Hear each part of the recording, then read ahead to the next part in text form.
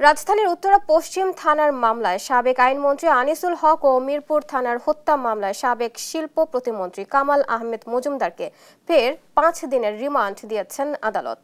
বুধবার সকালে আদালতে হাজির করে মামলার তদন্তকারী কর্মকর্তা ৫ দিনের রিমান্ড চেয়ে আবেদন করেন।